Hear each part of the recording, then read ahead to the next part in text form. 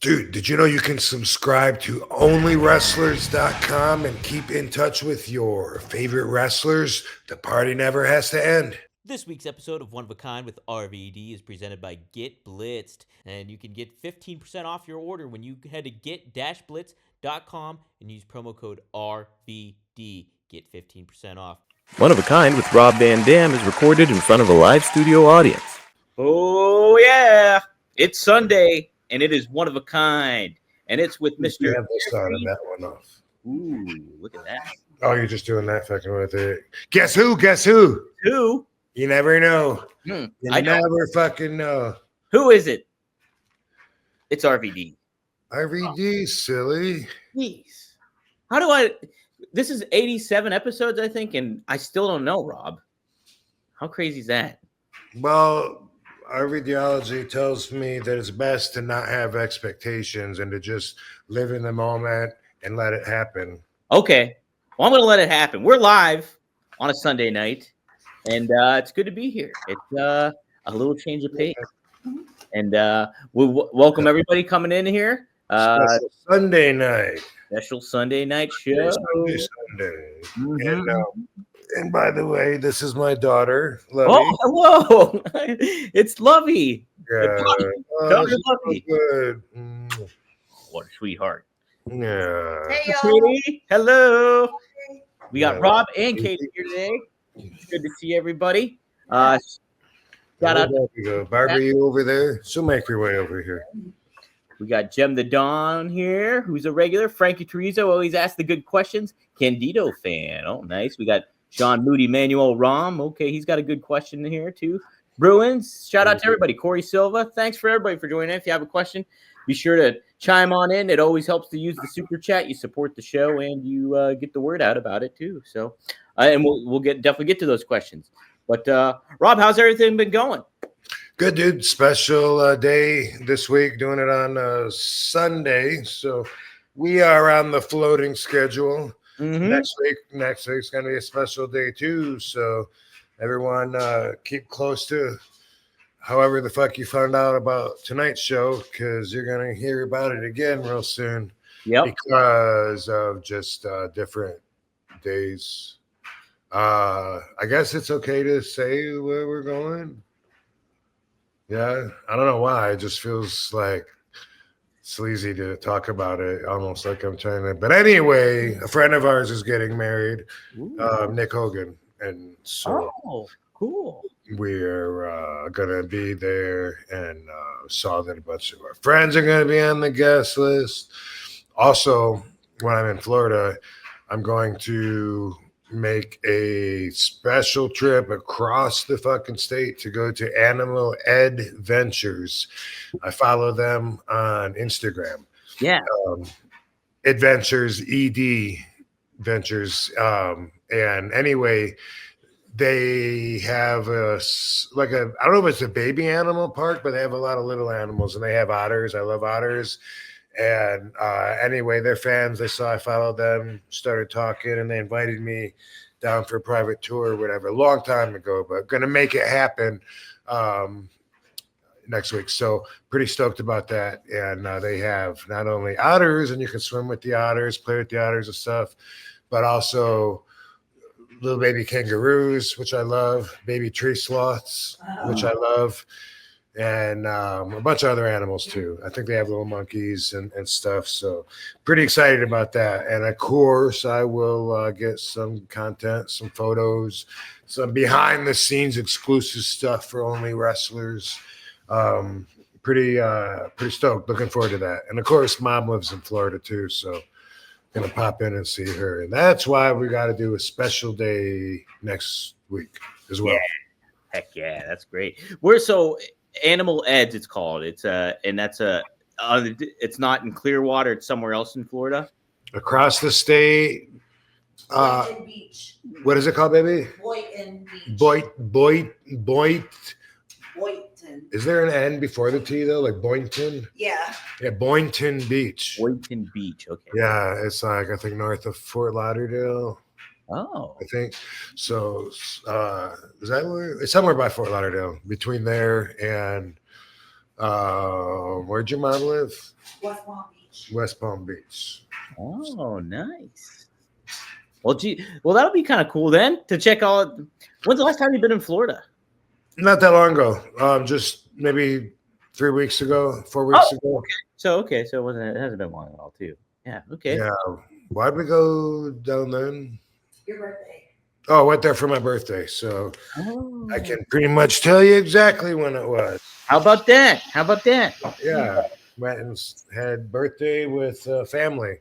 My mom and sister and Katie's mom and her stepdad and her sister and her sister's kids. Am I leaving anybody out? I think that's most of them. But anyway, yeah, it was good. It was a swell birthday. It's been a long time since I felt like going out and drinking to celebrate my birthday. Like that's, but as you know, and any long time fans of the real RVD know, I'm not a big holiday person. So a lot of times, it's a week before Christmas. So a lot of times Katie will be with her family and I'll be by myself anyway. And my friend Matt has a birthday the day before mine. So he's always trying to pull me out of the house. And I was like, Dude, that was like me on New Year's. I was like, I don't want to. My one buddy was in town and I'm like, okay, I'll go out. Because I had to work the next morning too. And I'm like, all right, I'll go out. And then like when the ball dropped, I'm like, okay, I'm out of here. I'll see you. Yeah. I'm done. But it's nice to go out. It is that I had a good time ultimately too. So Cool. Yeah. Well, cool. We already have some super chats cooking up in here. I did want to tackle one that I thought was interesting. Non-wrestling related, but I thought it was a really interesting one here. Andrew Vincent Brown asks, I'd love to hear RVD's opinion on infrared saunas, also red light therapy and or salt therapy. Any opinions on those, Rob? Yes, and by the way, today's episode is brought to you by Viva Zen. We're taking some kratom capsules. If anybody's ever heard me talk about anything, I'm always consistent because I'm honest, so it never changes. But capsules are not my favorite way to take kratom. I just, right now during the show, I guess, oh no, I could do a scoop of it. But anyway, yeah, we bring me the scooper,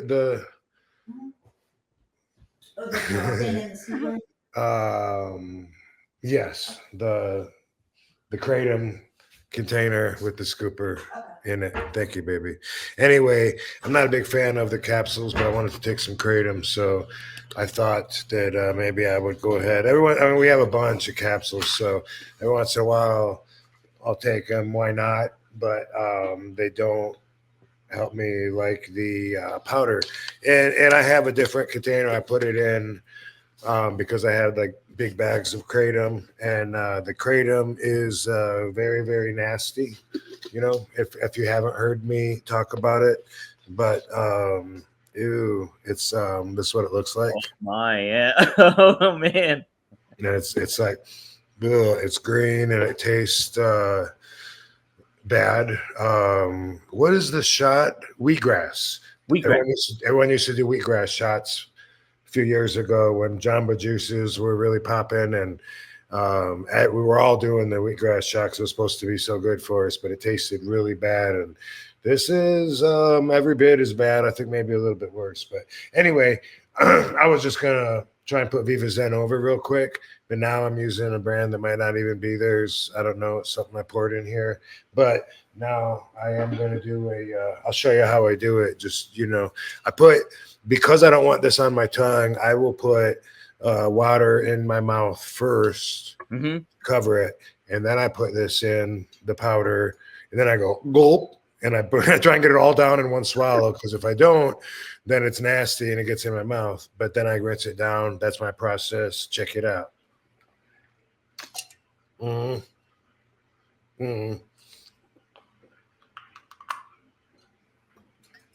Gulp. So that's how I take it. And usually I have it like all over my shirt pretty much all day. It's because I take protein the same way, except for I don't have to put water in my mouth first. I can put the protein in because it tastes good. But I always have protein or kratom all over my fucking shirts and on the counter and stuff. And it's something I'm working on. Okay, no, it's a flaw. It's something that Katie has to put up with. Well, that was pretty seamless right there, I would say.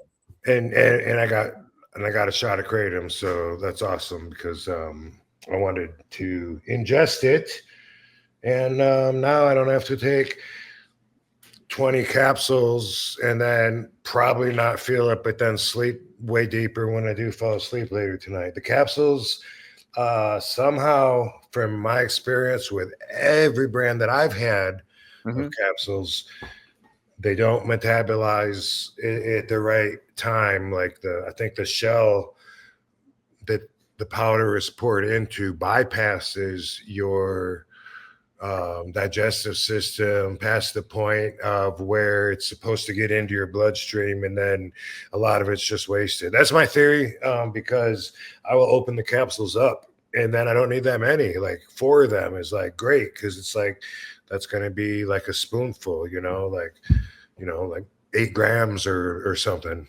depending on what size capsule. But anyway, with the capsules, no, doesn't work. It's weird. Man, that's funky. So, but you still. I was going to do it for you. Well, I was going to do the capsules for you, for Viva Zen, for the show, for Lovey. for everyone. Oh, Barbie, come here. Can I show everybody you?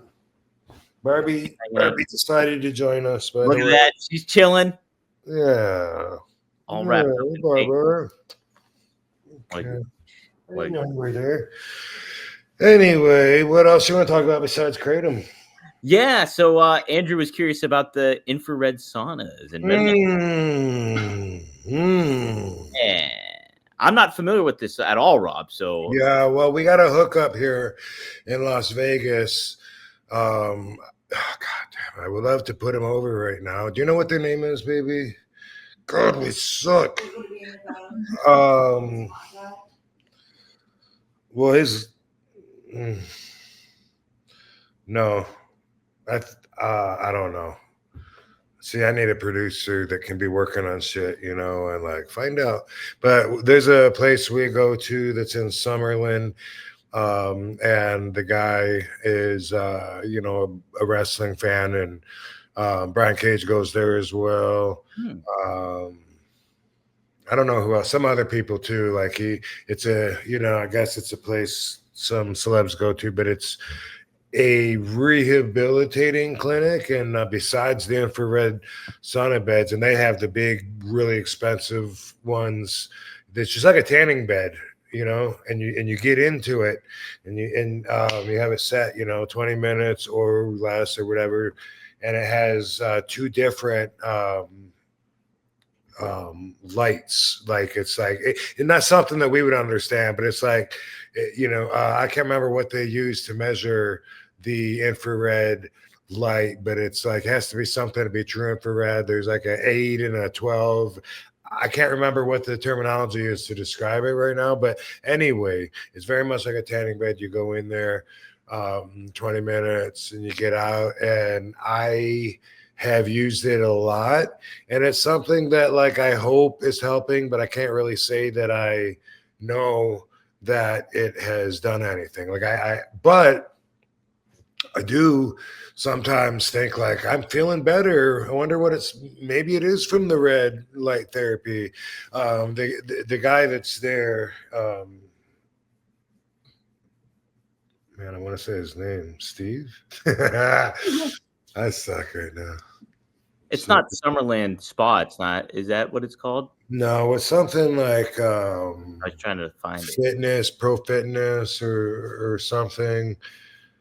No, like wellness. In like town. What's that road? Town and Country. Town Square. Is that what that road is? Yeah, it's off of. Oh no, I don't know. Anyway, I could try and find it. Maybe we could plug it after I'll look for it while you're doing the sponsors. Okay, yeah, I like that.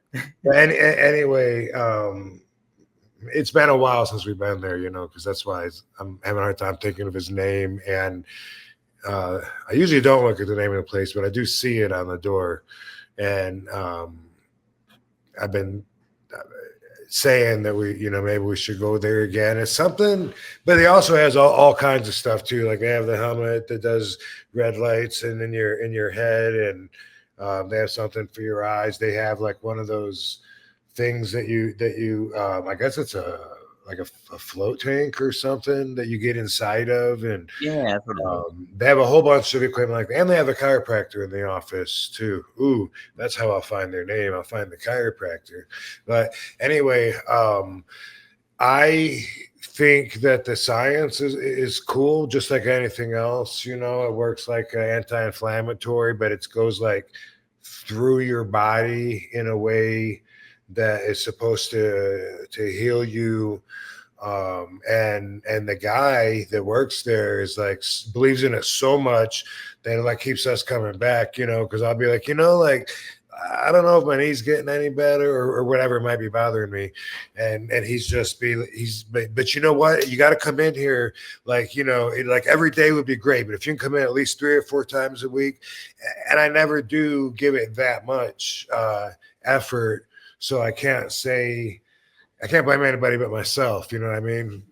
Because maybe if I did go 5 days a week, but it's supposed to help just everything from your skin to injuries. Like it helps your body regenerate. I think that it's really cool. As a matter of fact, I was looking into buying one. Oh, A lot of it is based on my friend there, on his belief in it. But they're really like the better ones, like they got there are like super expensive, like big celebrities with the huge mansions have some of them in their house. But it seems to be the best thing compared to all the other forms of the infrared, and they have it like on mats, like where you can get it from the floor, and they have like saunas that have like some of the red light, but it's not the same thing. It's not the same red light. And it has something to do with that frequency, which I can't really explain, but it's different because that was one way that I wanted to buy it, was like the sauna one. And I was told, well, that, you might help you, but that's not the same frequency that you get from like one of these beds, which I think is called a Nova Thor. If I remember right, is the brand, the super expensive, big ass lay down tanning bed ones. I like them, and I am optimistic, but I can't say that I know from personal experience that it's helped me a whole lot. It sure might have, yeah. There's some things that I couldn't attribute why it feels better, like the spot in my back that's been locked up since like 2008, and they wanted to do surgery like Cedar Sinai like so long ago, 2012 or something, and 14, and it used to like it would come and go, but when it would come, it would lock up, and it hurt so bad because it's like part of your frame. When your ribs or spine, some part of your frame hurts, everything you do hurts. And anyway, it was really, really intense. I got it from having a rib moved, In fact, I think it started when Eddie Guerrero hit me with that what do you call it? Like a Rolling Thunder, a senton. Senton, over the ladder in that one match that you guys all saw. Boom! I think when that landed on me, it moved my rib, my lowest rib, where it meets my back, and I swear that hurt me for so many years. Like it would go away, but then I would come back. Both of my TNA runs, it was like sometimes I couldn't even tuck to do the Rolling Thunder, and it really affected the way my body could move. And then for some reason, it like my back forgot about it. Maybe it's the red light therapy, because I don't know really, I got stem cells, but that was a long time ago. And the window of expectations, even though you shouldn't expect from the stem cell results passed a long time ago before I got better. So I don't think that they helped unless they started a chain of events that eventually led to that. But I didn't want to get the surgery, of course, but they were talking about, hey, we give you a shot, see if it goes away. If it doesn't, we try a second shot. If that doesn't go away, then we do surgery and burn the nerves or something. I think it was like that. I don't think it was a fusing because it wouldn't be. But anyway, fuck all that stuff. Now, like, I mean, sometimes, my body feels stiff and stuff a lot, but it's not that anymore. And so I think there's a really good possibility that the red light therapy did help, because we were going at least twice a week for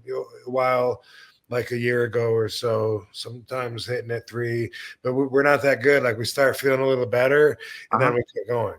Yeah. And he said a lot of people do that, but that we should keep on going. And it's gratuitous. It's, on the house. So there's no reason except for just not wanting to be in the car for a 14-minute drive. Yeah. Yeah.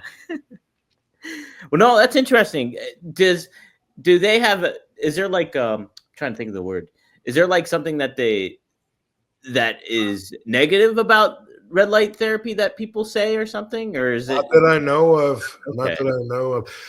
If you're in the bed and you open your eyes and you look, you can see the 2 different frequencies. It's weird because there's the bulbs that are like red, and there's a tiny little like green line that goes in between each one. Oh, yeah. And if you look it up, I'm sure you can get that explained to you on Google or on YouTube from someone that understands it. But I mean, I looked into it stuff, but it was a while ago, and I believed in it enough to invest my time into it.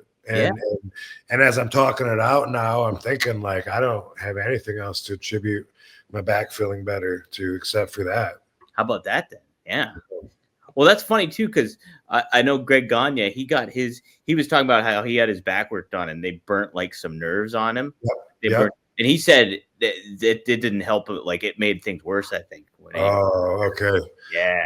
Katie and I were just talking about that. Was it today or yesterday? And I was saying there was a guy at Gold's Gym that I used to talk to in Venice all the time, and he had that done, but it worked really good for him. I mean, he was walking all stiff, and then he was gone for a while, and he came back after that surgery, and he was walking up and down the steps there. There's a stretching area up there, and he was just he was like, man, I feel great. They just cut off the nerves. I don't feel the pain anymore. And I don't know long term if that. I don't know either. I think your nerves kind of regenerate, and you got to maybe do it again or something. But Katie was asking, which I thought was a great question, why don't doctors do that all over your body when you just have too much pain, or people that are just in such constant pain that they'd rather die? Why not like cut off their nerves so that they don't feel it, and that it's got to be better, localized like on body parts, or even their whole thing to an extent, a bigger part if they're, depending on how bad they are. And I don't know. I only hear about it done usually when someone has their L1 or L2 down there and their sciatica nerve issues. That's usually the only time that I hear about that, which I've never had, by the way. Yeah. I never had the sciatica issue. Thank God. It's very common with my peers. Oh my gosh. Yeah. You hear about that all the time with sciatica and stuff. I'll follow up with Greg too and see what exactly the cause of the problem was when it was that. Because I heard good things about your nerves being burned too, but he said I think it made things worse for him for some reason. So I think that was what they were going to do maybe with me, even up there where my rib, hits my spine, which I can't remember what where that falls on the lineup. I got x-rays from over the last 20, 30 years of that thing. But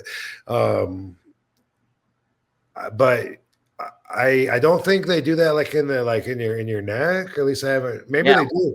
Maybe they do. I don't know. Yeah. Usually it's a fusion. They go through and they got to fuse a couple of your vertebrae together, and in the back too.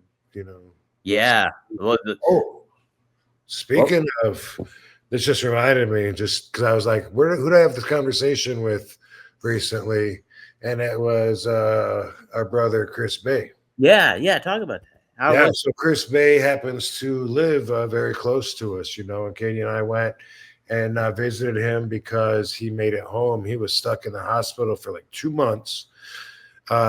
He had a match, if you don't know, with the Hardy Boys. I know very little about it,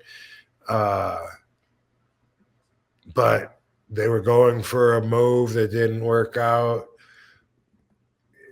safely, and Chris broke his neck, and then he was paralyzed. Yeah, and it was, I think, was he in a coma, baby, or no? I don't know if everyone knows, like, probably, like, the extent. Yeah, so I don't know how much we should talk about really, but let me just say that he said, he's gonna wait and till he's ready to talk, which of course I invited him on here, but he is much better than I imagined and much better than he was when he was paralyzed. So he's not that anymore, and he's getting everything back, and he's gonna make a comeback too, a full comeback. I'm sure of it, but it's going to be a long journey, and we will probably check in with him a lot because, like I said, he lives real close, and we visited for a while, and talked to him and stuff. And one thing I told him, what I was talking about Hayabusa, and I was wondering if he knew what Hayabusa broke in comparison, and I told him, when Hayabusa would come around and he was in a wheelchair and he couldn't like move his limbs. I don't know exactly if he could move his arms or not. Regardless, I would have what I would define, I guess the closest thing to compare this feeling to would be like survivor's remorse. Yeah. Like, why him, not me? And how's he, why not me? And how's he looking at me taking those DDTs and all those crazy high risk bumps? Is he looking at me like, what an asshole? He doesn't realize I just fucking can't even move anymore. He doesn't, what's he need to see to stop it? That kind of thing. Just in my head, just I look at myself through other people's eyes, which you can only do with your imagination. But that was part of the experience when I'd see hit Draws as well. Draws was, he was pretty bad as far as like what he could move, and he had that electric wheelchair, that he would use with a joystick. And man, I always felt like here we are every night, and he's in the backstage there to visit us, but I feel like here we are every night going out there testing the statistics maybe, and pushing the envelope further and further, and here some of these guys, it just takes one moment, one bad slip up, one fuck up, one bad landing, something, boom, and it could just change your life like so quick. Yeah. Oh man, it's scary stuff, Rob, and I'm glad Chris is doing better.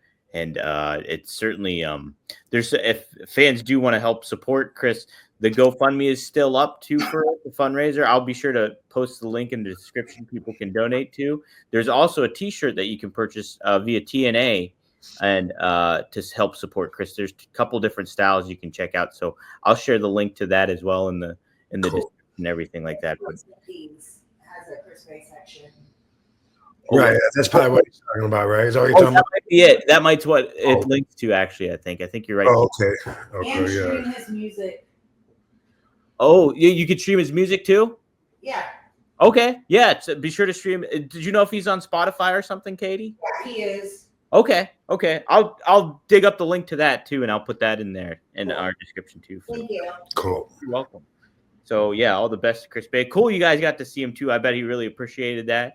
And and during a time like that, support from friends and everything like that's always key, especially if you're on a long process like that to kind of recover from something as scary as that is. So, oh man, Got an awesome girlfriend to help him too. So that's really important. We talked last week about, fulfillment. And part of that is like, we're kind of like, our chemistry is designed in such a way to where we're meant to cohabitate, and have partners, and there's exceptions, and you can train yourself to be alone if you prefer being alone, whatever.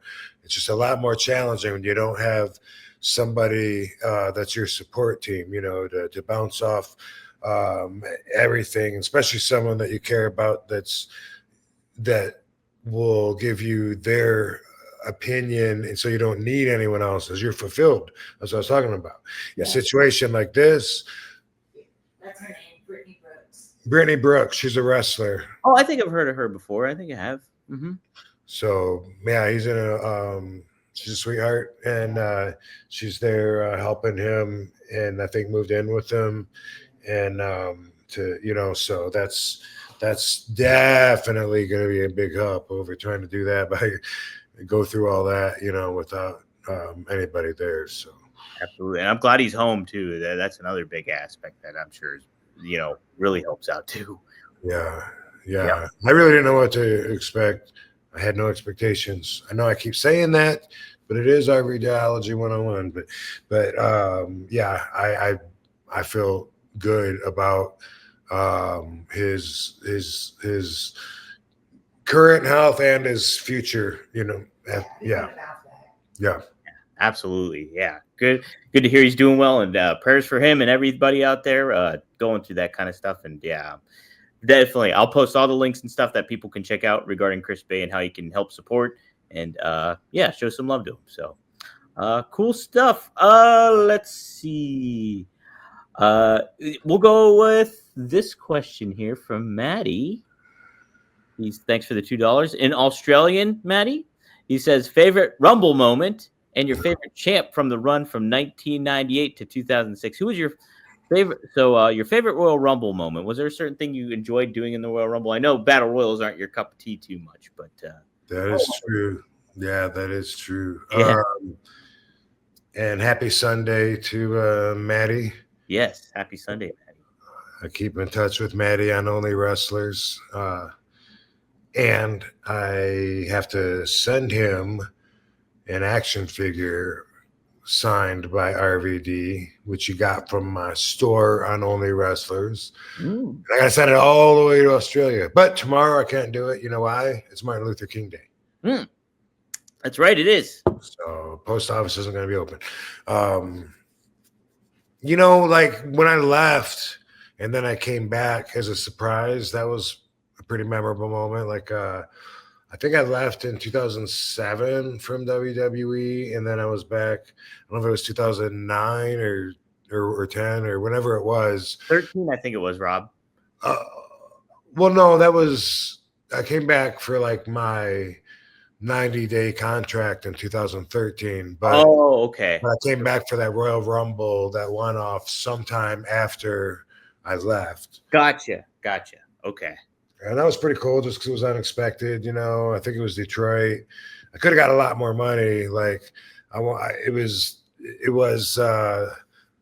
something that, I try not to regret too much, but I would make a different decision this time when Johnny Ace was like, how much do you want, to come in and do the Royal Rumble? And I was like, I walked out on them, a couple years ago, whatever it was, and it's important to my ego that they know I'm doing fine and I don't need their money, so I gave them like a good deal on it. Oh, okay. Yeah, I mean, not super cheap, but I could have gotten a lot more and was paid more when I was in the company, but my ego threw something out there, and he goes, okay, and then how about we bring your wife in too? And I was like, okay, and which, fuck that bitch. No, but that's how that happened. But I remember coming in hot and like boom, boom, boom, boom, and then someone stopping me. I don't really remember that much more about the Royal Rumbles and I don't even know how many I've been in. But like you said, Battle Royals are not my favorite match, not my favorite form of exhibition.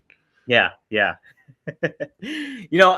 Royal Rumble aspect is kind of neat, the concept of it all, like as a fan to watch and things like that. But yeah, it's got to be frustrating to be in the ring and trying to like collaborate with everybody and make sure everybody, you're doing your right thing and still trying to get over at the same time too.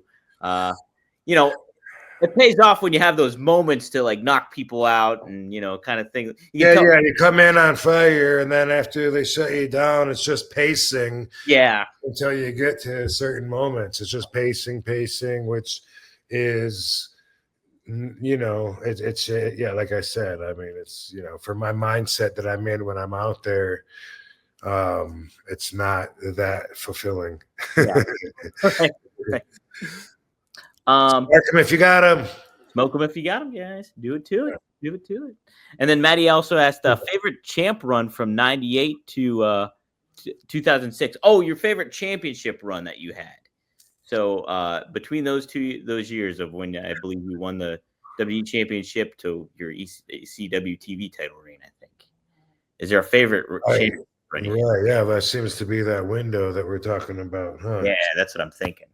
Well, I mean, obviously, I loved my television championship run in ECW. That was the most fun. Part of the fun was being at that stage of my career, building my name, exuding my brand, getting it out there into people's minds. So hopefully that is a temporary moment, because you want to grow past that to reach a bigger star status. That was part of what was so fun back then, was being hungry, knowing that we were part of a company where all of my efforts were going straight into the pocket of the company where I wanted it to. I mean, in other words, in a big conglomerate, global, universal company like WWE, how much is my contributions going to affect the whole company? Do they care if I'm here or not? Or am I just a bug they can squash out and replace? Whereas with ECW, if I'm drawing fans to see me as helping the company, it's growing the gate. It's growing the interest in ECW as I was putting my skills together and becoming a better wrestler. It was rewarding in a way where the whole company was rewarded. We were all getting better. We were all growing. And so that's why a lot of it was really fun for us. When I had my TV championship in ECW for almost 2 years, I had like my most fun matches. I felt the most comfortable. I felt like I was in control as an artist. I felt like, I had like a big blank canvas and could do whatever I wanted to. And I felt like I was expressing myself, and that everyone was loving what I was giving them. So, and it was different than what other people give or what I'm told to give. So for them to reward me by saying they like it is something that propels me to move forward and gives me confidence. Whereas otherwise, I'm just someone that goes against the grain, someone that swims upstream, a problem child maybe. But now, guess what? It pays off. So we were bringing in opponents from other companies to challenge me for that. I had a great fun, and it's always funny when wrestlers say, I had great matches, because how are you going to judge your own match? You know what I mean? But again, wrestling is the biggest ego exhibition that there is. Everyone has to tell you they're the best. And a lot of them will argue, dude, we had the best match of the night, man. I had a 5-star match with him. Okay, that's kind of like saying, dude, I'm so good looking. I'm the best looking one in the dressing room. Like, it's subjective, bro. You liked your match the best, but wrestlers don't even know that because they're so used to tapping into their ego. Anyway, I'm getting off track here. I enjoyed the television championship reign. And of course, in 2006, when I won the WWE Championship and was ECW champion, it's easy to remember that title reign because it was so damn short. Yeah. But I actually don't remember like all the matches that I had within those couple weeks or whatever. But regardless of that, the reason that I was so vindicated, validated, so happy at that moment to be the number one guy is because I did it my way. And my whole career was the buildup for that moment. So for me, that was just great. It never would have happened if I hadn't changed the entire playing field by talking Vince into bringing ECW back as a pay-per-view, and then that led to this, and boom, I'm the best foot to put forward now. Who would have thought that? A lot of guys would never have thought that. I was one of them. But, that was a big disappointment when I lost that championship in 2006 as well. I felt like I let a lot of people down. But in the end, I can't really apologize for being myself. Yeah, Rob. I mean, I think it's hard to say like what's the favorite. Well, I mean, you pick your favorite, but I mean, like I enjoyed your TV title reign because it was like your way you build up. Like without that, there would have been the later moment of you winning the championship and all that kind of stuff because like that really showed you were the foundation of ECW was that whole build up and everything to that was winning that TV title and going on that reign and. Yeah. But I loved it whenever Sabu and I were tag team champions because I love working with him best out of everybody, whether he's my opponent or my partner. But I definitely loved it when we were partners because it's just so damn real. Like we're out there like brothers. A lot of teams that are brothers or grew up together or whatever, they have a huge advantage because of their bond. And you don't think of that when you're just watching, it's entertainment, but when you're out there and there's like a real relationship there, it's especially in certain situations. Yeah, absolutely. That's the cool thing too, is like you and Sabu tagging up with one another and then you kind of becoming friendly rivals and stuff like that. And then just always that connection throughout the years too. It's, that's the great aspect of another great championship run too. No doubt about it. I guess this leads me to one of the topics I had picked out. Devon Dudley has a YouTube channel now and he is just straight up killing it on there. Like, yes. I think he's got like he must have the Maven guy, whoever helps Maven out or whatever. But he's having new members. That's awesome. Good for him. But there were the topic that they had was Paul Heyman and Vince McMahon was one of the clips that he covered, and this is some of the quotes that Devon had, and I wanted your perspective on it. So he said, Paul had so much responsibility on his hands regarding ECW. He said he trusted nobody, even though he knew he needed help. He was still going to carry the load all by himself. He didn't care. I think that's what burned him out. Probably one of the things that I feel that probably closed the doors of ECW. You've got to have that help. You've got to be able to put your pride aside and go, hey, I need help. Can you help do this? Can you help do that? When you're trying to live up to the hype that ECW created, it's hard to keep doing it on a regular basis when you don't have any help. So that was one of the things that I wish Paul could have done because maybe the company would still be around. Who knows?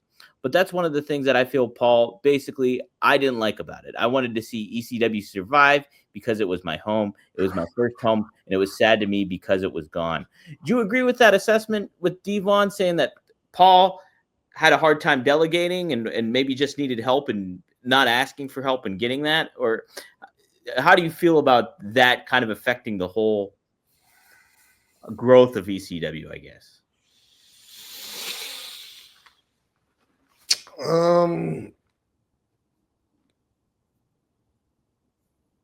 I'm trying to think of an area where I didn't see him delegating. You know what I mean? He's got Tommy handling the shirts and merchandise, and the Dudleys were helping promote. They might have been helping book some of the damn buildings. I really don't know to what extent them and Taz, put in.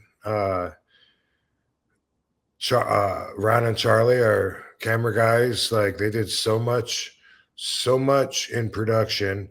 That is something, like Paul would go and overlook the whole editing process like every week, or I guess every week, and spend time in Ron Buffone's basement where the editing studio was, and they would. He needed to be, but you need to be.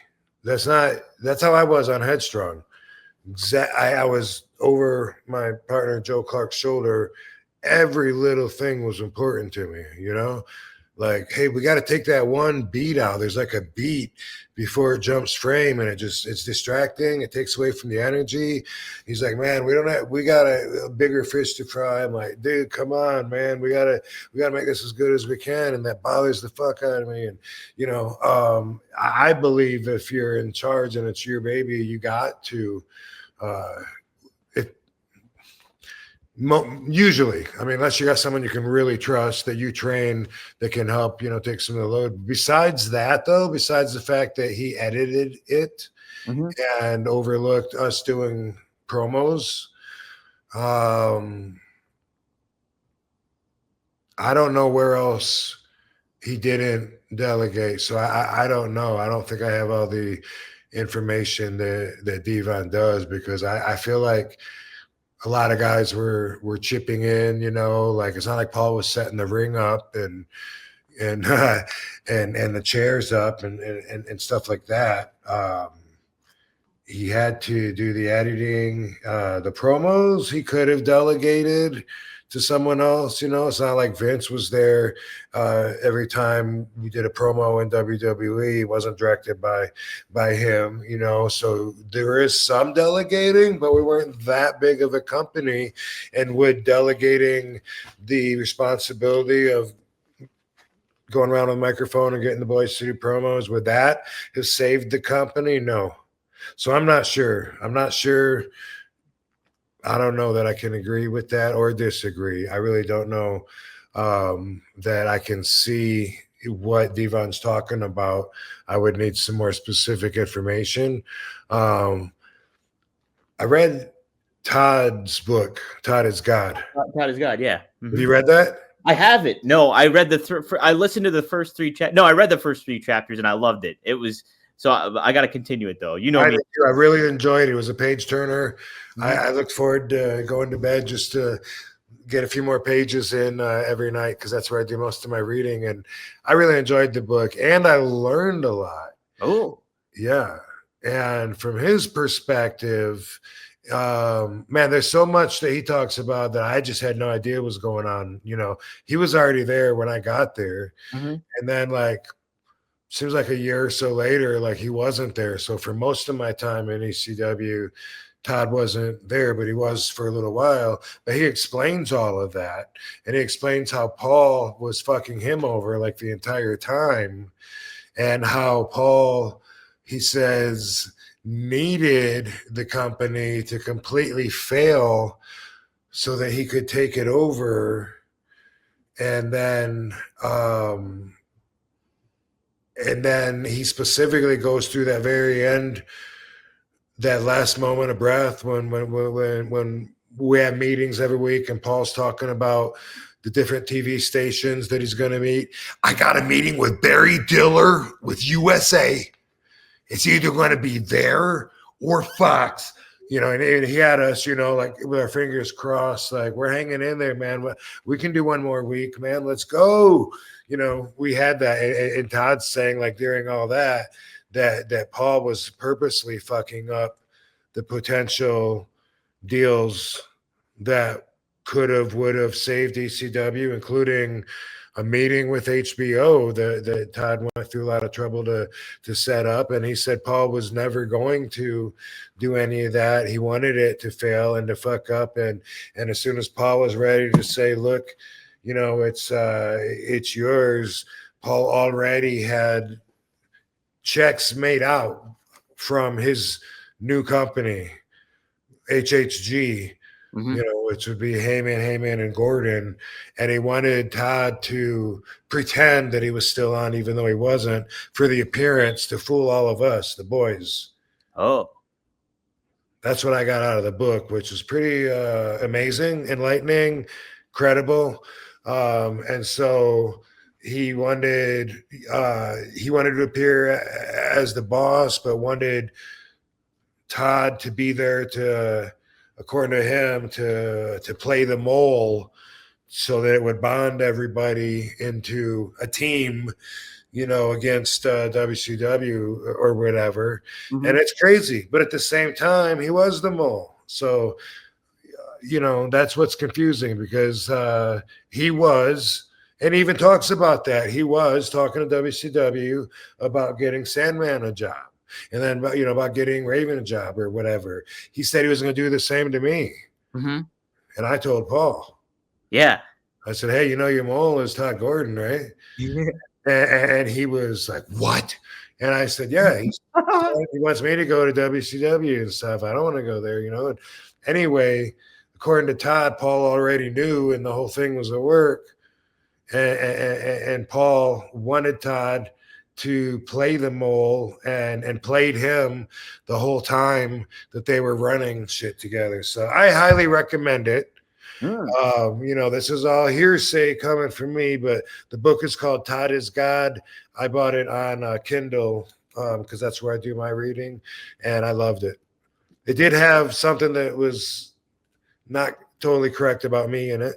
Oh, did it? Yeah, something small. It said that he talks about me introducing Katie to him. Hey, Todd, this is my wife, Katie. And he says that I told her Todd was here almost as long as I was. And he said that I thought Todd says in there that I thought he came after me after I was there for a while. Uh-huh. And he said, Rob didn't even realize I'd been there the whole time doing everything behind the scenes. But that's not true. I knew he was there before I was there.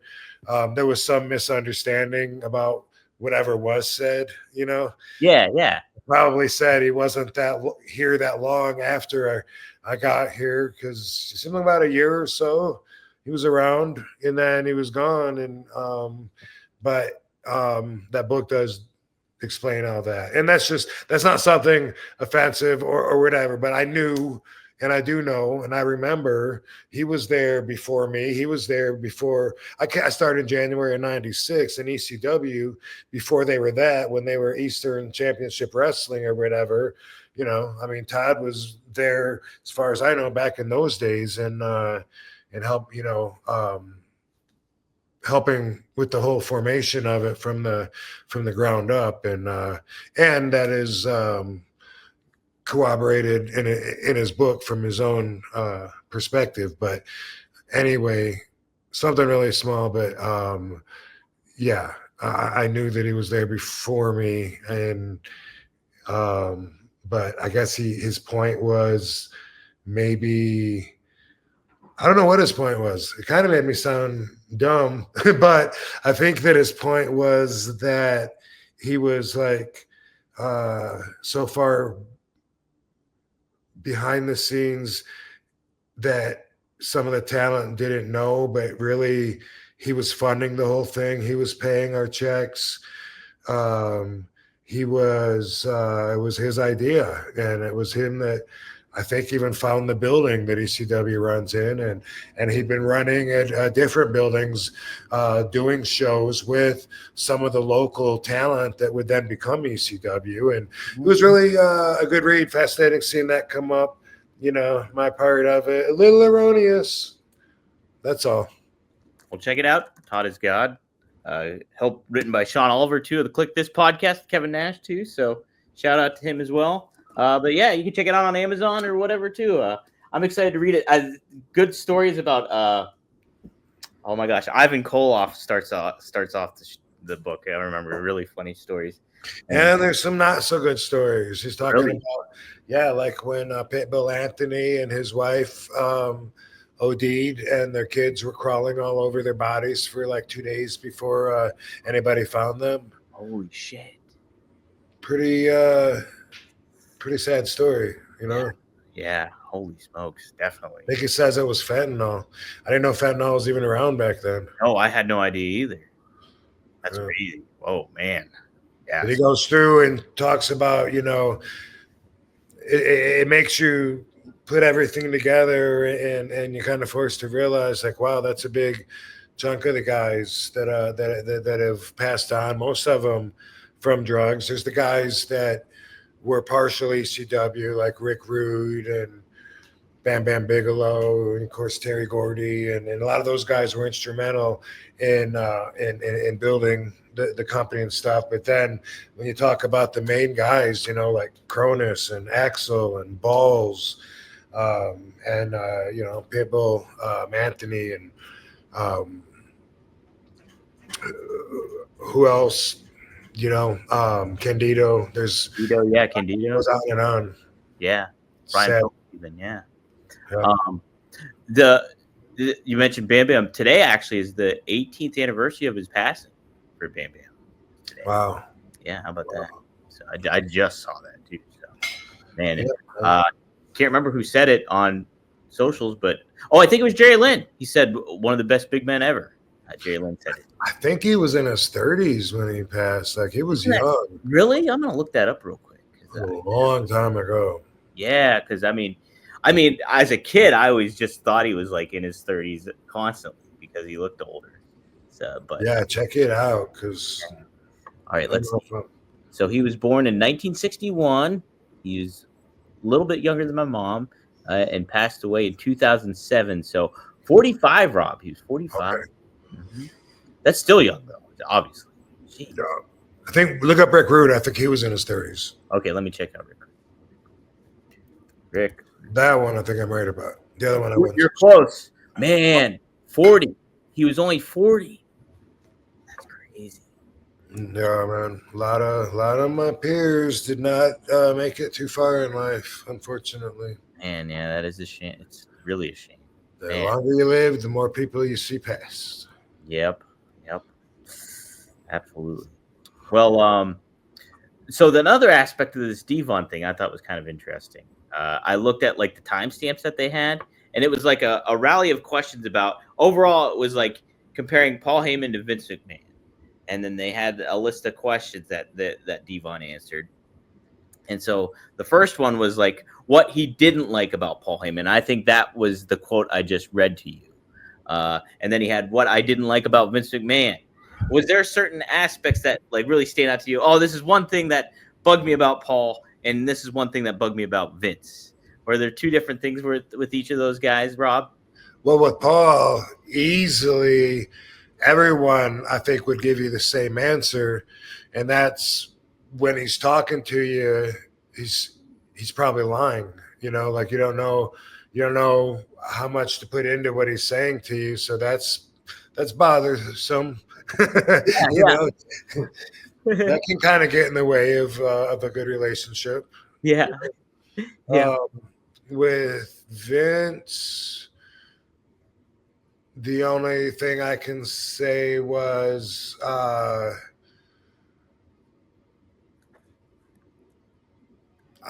mean, that didn't even bother me. He was like a little intimidating. Yeah. Mm-hmm. Big authoritative figure, billionaire, fucking world leader kind of guy. And when he was in the room, demands everyone's attention. I don't know if that's bothersome, but it does, I would say, straighten out your vibration a little bit. Yeah. Like the walking on eggshells vibe? Is that kind of what you mean? Well, it could be. Yeah. Could be. Mm-hmm. Be on your best behavior. Don't do anything stupid. Yeah. Okay, here's another one. Who was the best negotiator between those two, Paul or Vince? Negotiator.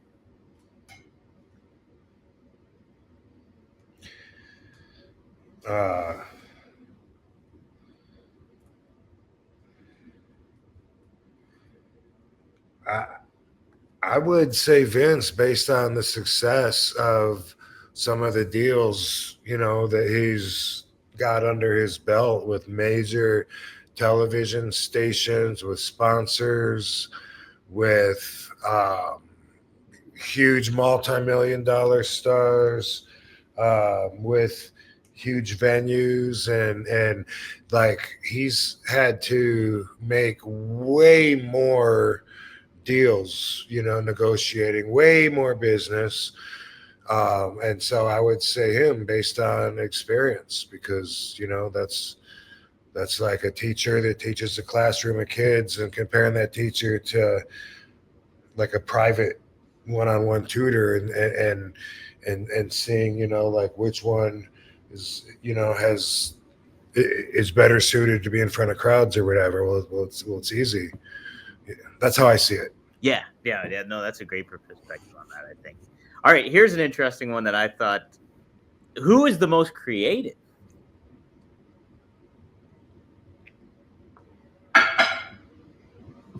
Well, I mean, I've never, just based on my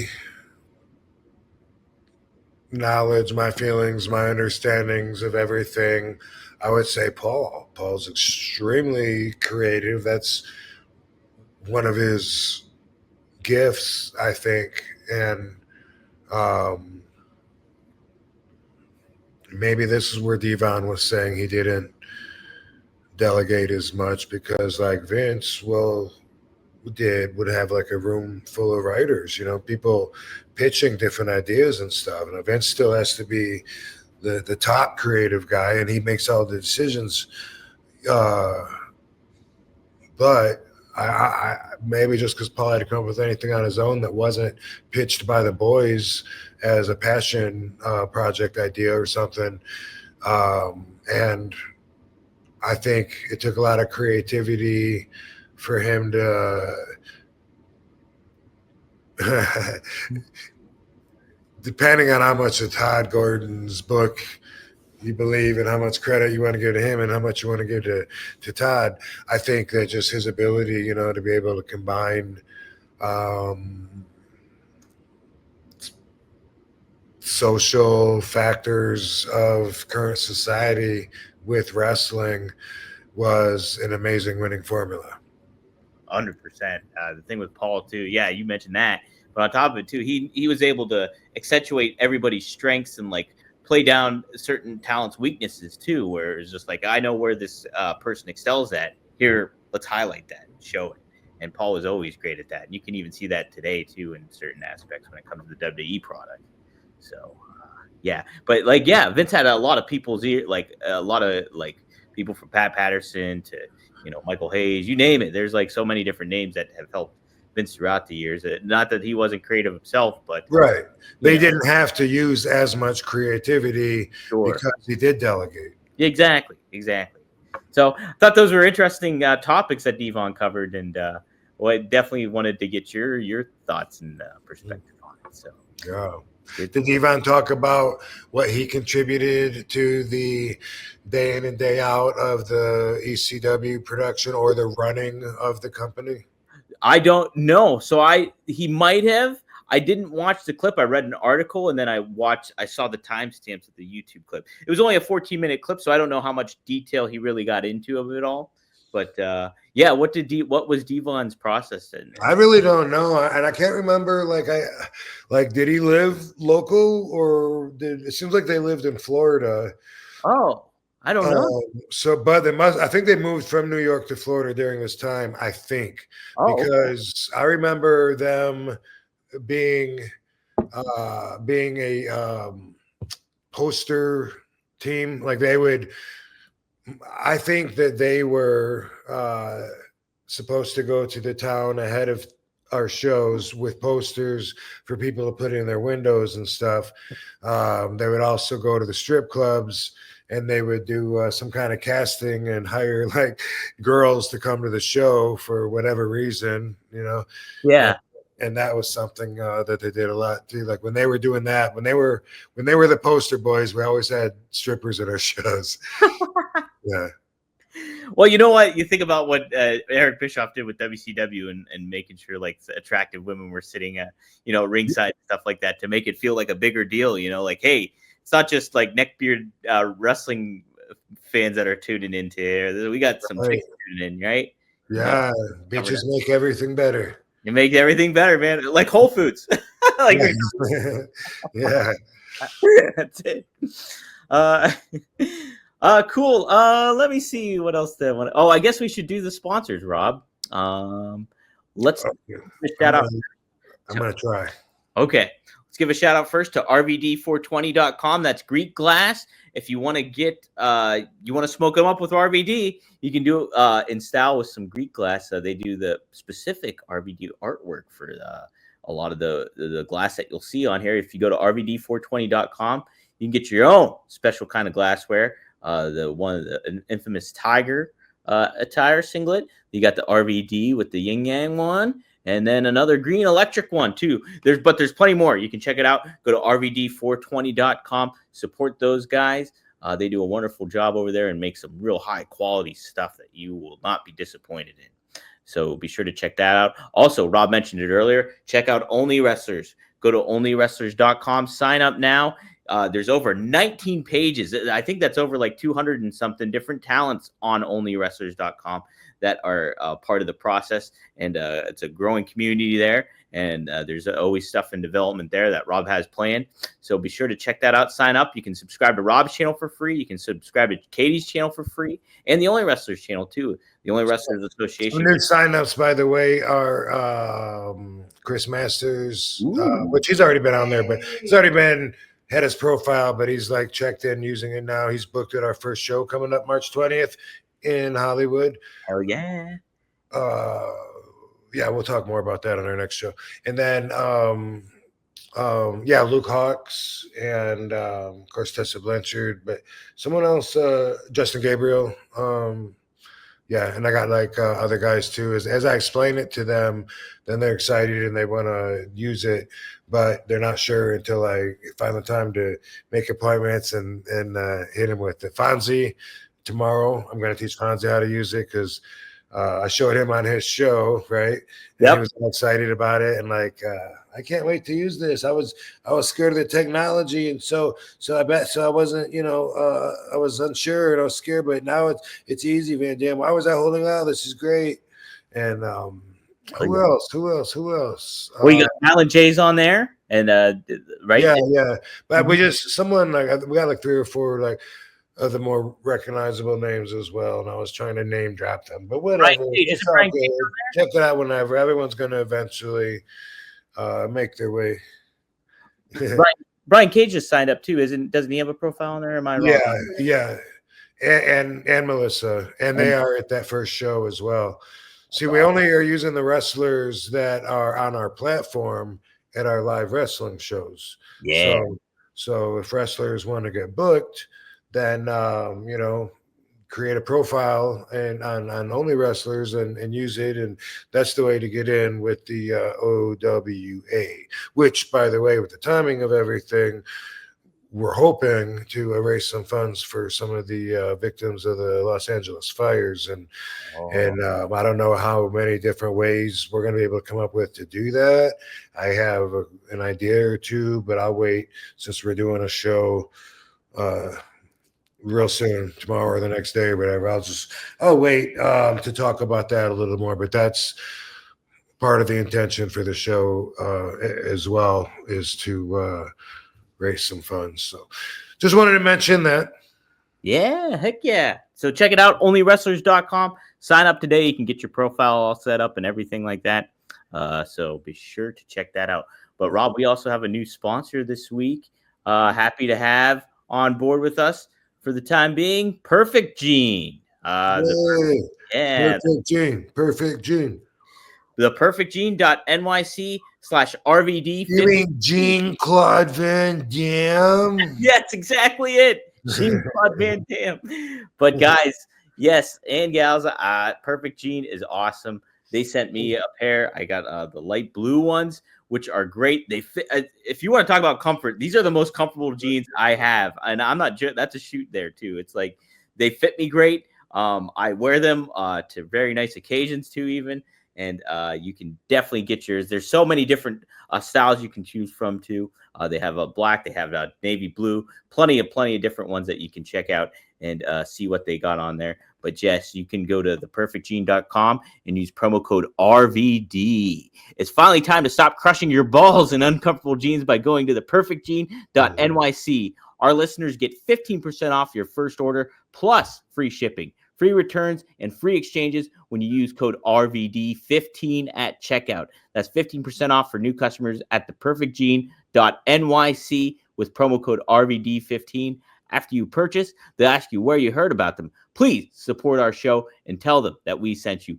Fuck your khakis and get the perfect gene. That's in the tagline. So there you go. Nice. Yeah. So thank you, Perfect Gene. I love it. It's great. I'm serious. I highly recommend it. Definitely check them out. Cool, Rob. One other thing I wanted to touch upon, I think. What was it? Not that. Oh, yeah, this is interesting. So Baron Corbin, he's done with WWE. He's kind of like a free agent now. But then there's talks about what happened with the situation with AEW and Rey Fenix is going on, where Rey Fenix is still under contract with AEW. He is? Yeah, he is. What? Yeah, but they're a match on WWE? No, so that's Penta, his brother. Right. So Penta's free to go, but Rey Fenix is not, because he's still under contract because his contract got frozen because he was injured for a great deal of his time when he was under. Okay. So Baron Corbin was trying to give some context to how these work, because somebody on Twitter said Tony Khan needs to let Rey Fenix go. This situation only hurts the talent. And so this is what Baron Corbin said in response to that. If you sign a contract, you honor it. Would it have been okay if Tony didn't pay him while he was hurt or out of action? The answer is no, because Tony signed the contract as well. You can't switch teams after getting what you want and signing the contract. Obviously, Rey Fenix wants to get out of AEW. His brother's in WWE, and they just want to move on. It's been a bit just from a creative situation, it has not been beneficial for, I don't think, either party. So somebody chimes in with another tweet saying, adding injury time to his contract and having no plans to use him is not hurting anybody but Phoenix. So Baron Corbin responds to that. Everyone who gets hurt gets injury time. Doesn't matter if it's WWE, AEW, or TNA. That's part of it. And maybe Phoenix doesn't want to work. Only him and Tony know that. So Rob, I just wanted your perspective on how those contract situations work. If somebody's hurt, if you is it customary for a wrestling promotion to be like, okay, we're tacking on you got to make the rest of this contract up after you recover from your injury. Your injury doesn't necessarily, cover that time of your contract. Is that typically how it goes for a lot of? Yeah. Mm-hmm. Yeah. Okay. So. In 2005, I got my only surgery I've ever had and got my knee not replaced, reconstructed. ACL and a medial meniscus tear were repaired, and I took the whole 12 months off. 6 months. They say 6 to 12 months. So at 6 months, they brought me back into WWE to have a look at me. I was like, fuck no, I'm not ready. And to be honest, I loved 2005. That was like one of my favorite years of my career, because I got paid to be home and smoke weed and watch TV for the whole year and do therapy. And they brought me back at 6 months, and I said, no, I'm not ready yet. And I wasn't. And so Carlito attacked me and put me back out. People probably remember that. And then 6 months later, Dr. Rios, from what I understand, said, let's get him back in here. We don't want him milking this. We think, he should be ready. But I wanted to take the full 12 months off because so many people like Rey Mysterio had got the knee surgery, come back too early, fucked their knee up again, and then had to do the whole thing all over again. At that point, Ray told me that he had gotten one of his knees done 4 times already. And I think he's had it done, I don't know how many times since, because this was 20 years ago. Wow. So I took a full 12 months off. I was glad I did because I never looked back. You know what I mean? And people that watched my rise from 2006 to the disastrous fumble with the weed in 2007, I guess, or 6, whatever. I don't know. But during those years anyway, when I came back from the knee surgery, I didn't sell it one bit, you know, like it was boom. I didn't cut anything out of my move repertoire. I felt great. My knee still feels good. So it was a good surgeon. It was the best, Dr. Andrews in Alabama, who did a lot of us athletes. But it was a fun year. I came back, and then I found that they were going to extend my contract now by 12 months. I don't know if I knew they were going to do that, but here's the thing. They paid me to do nothing for 12 months. So I felt like, uh-oh, are they going to expect me to come back for 12 months now and work for free? Because they already paid me. And I had that in mind, which thank God, no. They extended my contract by 1 year, and it was just another year to make more money. So it ended up being good because I needed to wrestle after getting my surgery anyway. Yeah, so it worked out. Like it, and is that typically how it goes for wrestlers too? Like there's horror stories of people, you know, when Test broke his neck, allegedly, WWE said, "Hey, take a hike.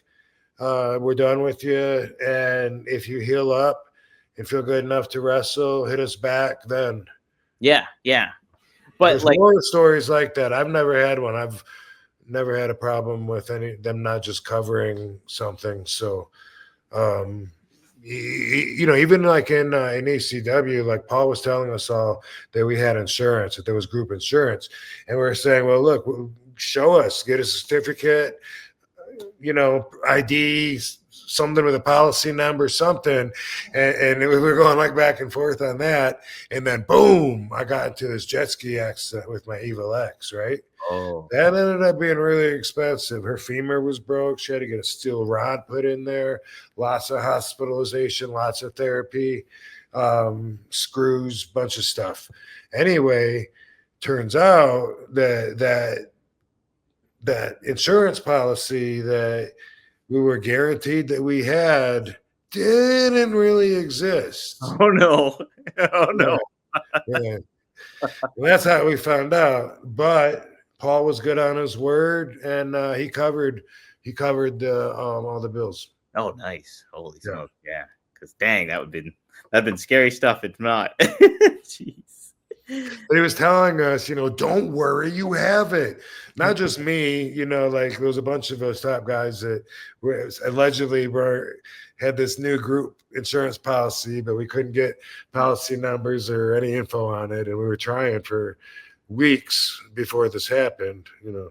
Yeah. Oh my gosh. Yeah. Yeah, good old Paul. Good old Paul. How about that? So I'm going to get to the super chats here, and then we'll close the show out. But I gotta pee. You want to pee? Go pee. We can. Well, how long are we talking? It can only be a couple more minutes. We'll be good if you can. Are you good? Yeah, I'll let my doobie back up. Okay, sweet. Speaking of, we'll do this one. Mejan Utopia, thanks for the $2. He says, "How many smoke sessions does RVD have daily?" Smoke sessions, Rob. It all depends. I would say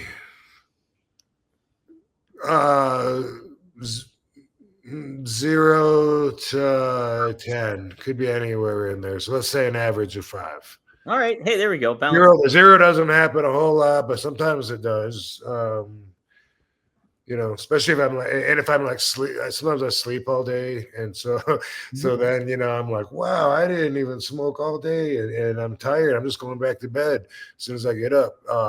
But otherwise, I'm a waker and baker, and so like Bob Marley.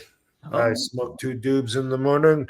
But if it depends a lot on how busy my day is. Like if I'm going to be just home handling stuff at home all day, then I'm going to smoke more than if I have errands I got to run out and go to appointments and meetings and stuff like that. So yeah. it depends. But a really, really heavy day, I guess, would be 10.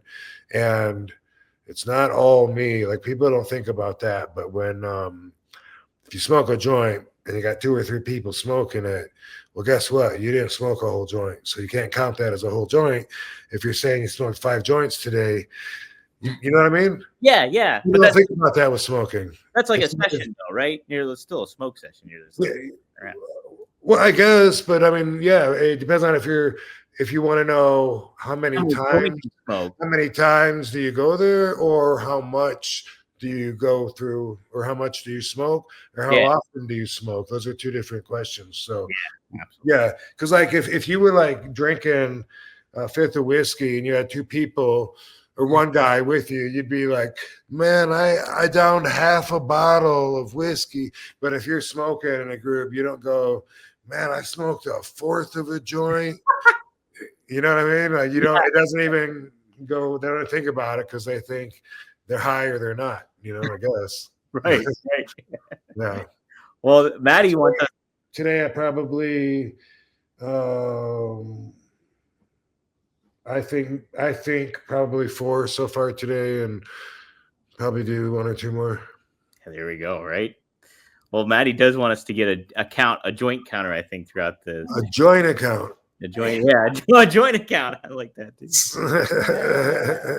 Yeah. And then Maddie has our final super chat here, and this is a good one, and this is kind of serendipitous too, because who was I talking to? I was like, oh, I was talking to Marcus, my brother. I was saying like Rob does such great impersonations of people, and I was like, I don't know which was my favorite. I like his young RVD. I like his Heyman. I was saying all that kind of stuff. And so Maddie asked, who's Rob's favorite voice to do? Triple H, Paul, Hogan, Warrior. Do you have a favorite one that you do? I don't think so. I'm not very good with favorites, though, and we've discussed. Yeah, we've discussed that before for sure. Part of my stoic Zen vibe is to not play too many favoritisms with, non-essential things like that. Yeah. No, you know what? When I'm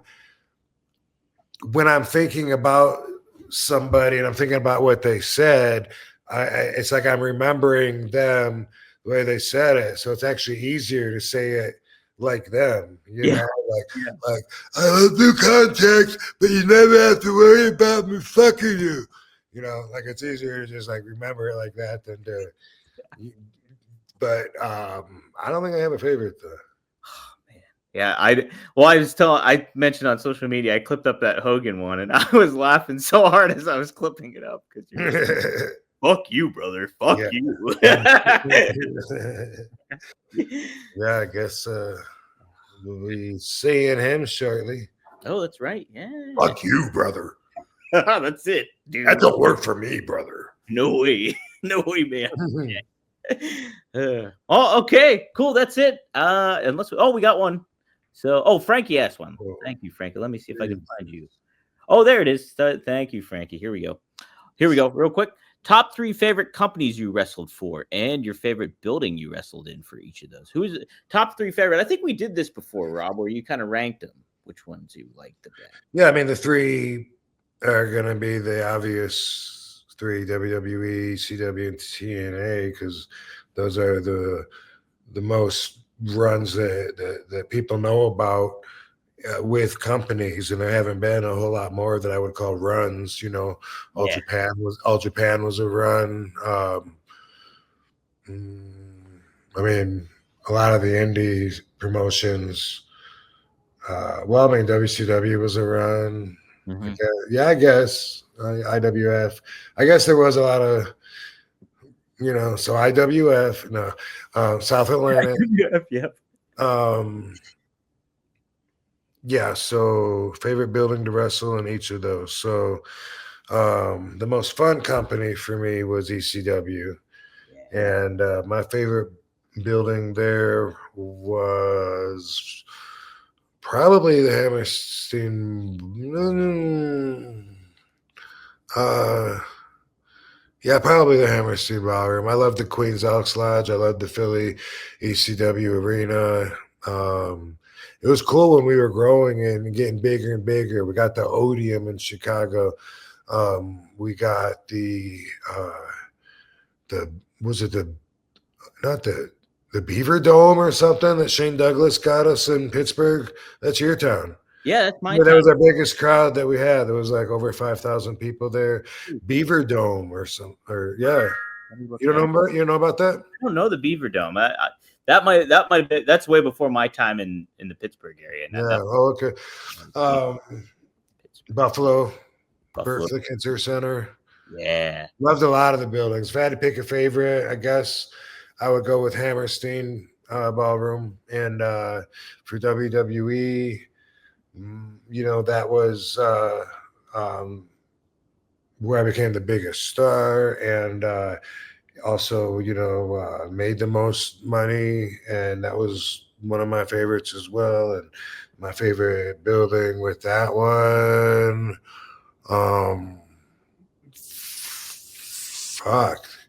I don't know, man. I'd want to sleep on that and really think about what perspective to take. That one had a really cool place to go and smoke, but then that one, was just a cool building, and then that was cool because it was so big and there was so many people, and I really don't know like what to put that on. So I'll just go with the Sky Dome in Canada and Toronto because that was the biggest crowd that I got to wrestle in front of, which was WrestleMania 18. TNA obviously would be my third. That was I enjoyed that. It was TV. It was a place to work, and it makes one of my favorites also because it was one of the easiest jobs for the money, considering that I started out just doing 2 days back to back every 2 weeks. Yeah, so I like that. And my favorite building that TNA did, I like the Universal Studios thing. It was cool because a lot of times I would walk to the park next door and go around and ride some of the rides or whatever. But it was a TV studio, so I can't really say that the venue itself was particularly nice for any reason. But maybe whatever we ran in England. I don't know if it was the Wembley. No, I don't think I think it was smaller. Maybe, or the Oxygen, the O2 building. One of those in England when I was there at TNA and I wrestled James Storm, and I realized TNA was so much more over in the UK than they were here. They had such a bigger crowd, like a WWE sized crowd, and they were so excited. That building. Yeah, man. Yeah, they were big in England for sure. Yeah, and now they're having their pay-per-view tonight, TNA Genesis. So cool stuff there. We'll touch upon that probably on the next episode, actually, because there's some news breaking with that one. Dude, Seth gives us $50. Whoa! Jeez, Seth, what the fuck, dude? Holy smoke! Damn. He says, "Yo, better late than never. Crazy start to the year, but I'm still here. I went to NXT in LA.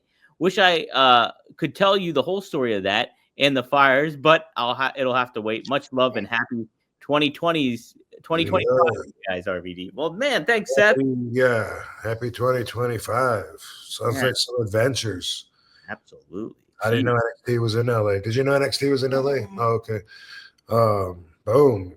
Yeah. I have a tip on Only Wrestlers too for $100, and I'm gonna look at who it was so I can at least mention them on here and say thanks. But I'm also gonna look and probably hit him up and make sure it wasn't a mistake. You know, Yeah. You sure you wanted this? yeah, that's Yeah. you know. But all right, cool, dude. Appreciate it, and we are gonna do this again very soon, like probably in the next 48 hours. That is very true. Very true. And I got this other super chats we'll save for that episode. So be on the lookout. We'll cover them next time. So you want to do that? Yeah, we can do that next episode. We'll got them. I screenshotted the other one. There's only a couple. Maddie had. What if they're not listening on the next one? Or is that maybe that'll just give the incentive to tune in? Because I don't know. They paid to. You want to do it then? We can do it. Then we got David Lee chimed in. Is there a couple? There's a couple. Yeah. There's a couple. All right, hold on. I gotta pee. Okay, go pee. Talk about something. Okay. Let me think here. I'll put over 1T Sport. I didn't do that one yet. So go to 1tsport.com.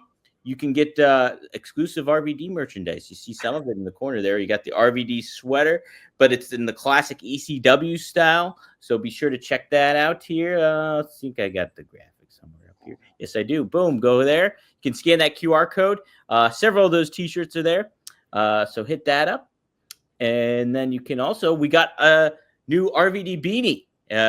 You can just go to 1tsport.com and check it out. It's one of the coolest style ones that we got. Pretty excited to have that. We're going to have some new RVD merch on there too. And you can check out all the other wrestlers we got. We got a lot of ECW. We got several other ECW legends like Fonzie, like Sabu, like the Sheik, the original Sheik who trained RVD and Sabu. And then we also have like some other hardcore legends like Bruiser Brody. So he's one of our big names that we got. And so many other talents you can check out on there too. But we got a great RVD collection, so be sure to check that out. And it helps support the network we got going there and everything to that effect. Barbie. Yeah. Barbie joined us. Barbie joined us for the final set of super chats. Yeah, well, I was just thinking, like if somebody pays and to have their question read and addressed, and then they might not be there, then that wouldn't be fair. So yeah, that's a good point. I thought it was worth. Yeah. Okay, cool. So we'll stick it out. I'm gonna relight this doobie that's gone out 18 times so far. Yeah, we have a lighter count. That's what we need. A count. Yeah, lighter count is the key aspect. Yeah. All right. So Maddie just did a couple of jokes, I think. So that's the only couple super chats he had here. So he said, "Why did the birthday boy wrap himself in paper? He wanted to live in the present and light him up if you got him." I love it. That's a good one. Yeah. Did you hear that? Yeah. He wanted to live. That's a good one. I like it. And then he said, "Hey, diddle diddle. Lovey did a piddle all over the kitchen floor. Barbie D laughed to see so much piddle. Lovey did some piddle some more." No, it was some poo-poo and it was in the TV room. That's what it was. You're still learning, aren't you, Lovey? Still getting the hang of it. Yeah. Still getting the hang of it. Yeah. All right. Well, that's what we waited for. Was a couple Maddie jokes. Well, let's go. We got, and then this is one. I think he's I referring. quit. I'm done with the business. Hey, there's a mafia movie coming out. Is that the De Niro one? Where he's playing? Yeah, it is him. He's playing both parts. Yeah. Yeah. I was just talking about that today. I don't know. I think it's called Knights of Alto. Or the Alto Knights. I think Knights of Alto. I think it's weird name. I don't know what that means. The name of it, the title. But yeah, he's gonna play Frank Costello and Vito Genovese, and it's about their war, their battle together. Like when in the 50s, 1957. Vito Genovese tried to have Frank Costello shot because he was the boss of the Luciano crime family, and Vito wanted to take over. And Frank lived, even though the bullet grazed his head, and he handed the reins over and said, "No problem, like I got the message." And then Vito Genovese was the boss, and the family is still called the Genovese family and carries his name. And it's like, probably the strongest one now. But this movie covers that when Frank Costello was the boss after Luciano got deported to Italy, and then Albert Anastasia got whacked at the same time, basically both in 1957 because of Vito taking over. So I'm stoked. Damn. Did you find the Knights of Alto? The Alto Knights, it's called the Alto Knights. Okay, the other one. And yeah, I don't know what that means. Yeah, I mean, Alto means tall in Spanish. I don't know. I'm clueless. Yeah. And it hits theaters March 21st. Oh, well, good to know. Thank you. Yeah, so not too far away. No, a flight to England that day. Ooh. Oh, how about that? Speaking of England, my buddy Jeff mentioned "Kill the Irishman" in that story. That's with the Cleveland mob or something like that. Did you know that one, Rob? Oh yeah, it's you're talking. Oh, I thought you were. In my head, I was picturing the Irishman. Yeah, they might kill the Irishman. So yes, and you're right. It's the Cleveland mafia against Danny Green, who's a Irishman in his group. So say Irish versus the mafia, and yeah, they had like I guess I don't know what the number is, something like 24, I think, or maybe more. It was, I don't know, it was a lot of car bombs like within a year. That was their weapon of choice during this war, was just blowing the cars up and stuff. Holy shit. Yeah. Let me see something. Hold on. Hey Siri. How many bombs exploded in the Cleveland bomb war? Okay, I found this on the web for how many bombs exploded in the Cleveland bomb war. Check it out. I have to select one of them. The headlines don't give me enough info. Oh my God, I don't want to read a whole fucking article. Get to the fact, bro. Luckily, I'm pretty good at like surfing through, skimming, if you will. Not skimming like mobsters that skim the there's the green right there. I looked it up. Yeah, I should have selected one of the other ones. Can I go back? 1976. Well, yeah, now I know the year, so I could ask that. Yeah, there you go. Alexa, bitch. she's giving you the cold shoulder now. Yeah. Alexa, how many car bombs were in the Cleveland bomb war of 1976?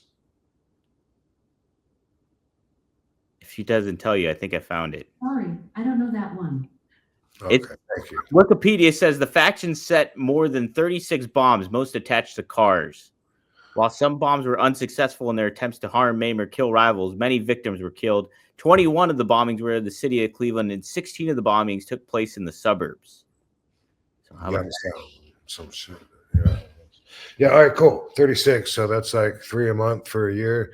I don't know how long the window was, but anyway, were you just asking me if I'm familiar with it? I thought that was a fascinating one. I was at dinner today, and I was telling how you like mobs. You were into mobs. Yeah. No, it's a good one. It's I like. Hey, shut up! I don't want to hear from you now. Did you hear that, bitch? I did hear it. Yeah. I actually just rewatched it like last week with Katie. Katie watched that movie with me. Oh, really? Is it good? I like it. Yeah, it's it's a little bit older, and it's a lot like the budget is more.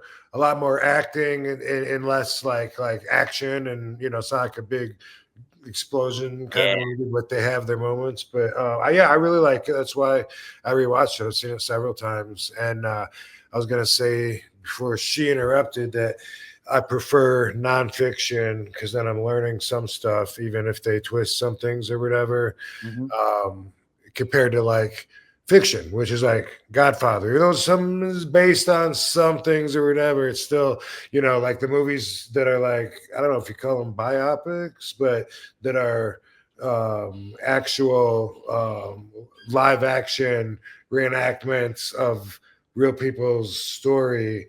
That is something that I always enjoy. It's almost like I got a sneak peek and got to watch what actually happened, you know, even though they take their liberties and stuff. Oh yeah, for sure. Danny Green was a badass. They couldn't kill him, and they at one point they blew up his house, and then he would sit out there in the empty lot in a chair, like he's he's being interviewed by the news. It's a famous video that you can find where the news is interviewing him, and he's in the empty lot and he's just sitting there and he's like, I'm not a hard man to find, you know, I'm right here, and gives his address, you know, like on the TV and everything. And he was super ballsy. Damn, how about that? The guy that plays Danny Green was in Rome. I really liked that. Yeah, I really enjoyed that 100 years ago, but that's what I remember him from. He's been in other things too, but good Ray actor. Ray Stevenson. There you go. Good actor. Yeah, I gotta check it out. Oh, there's a good amount of names in here too. I can't wait to check this out. Actually, Christopher Walken's in there. Paul Sorvino. Yeah, those guys are in the mafia, and then Danny, give you a little bit of information of the content. Danny Green wants to get a loan.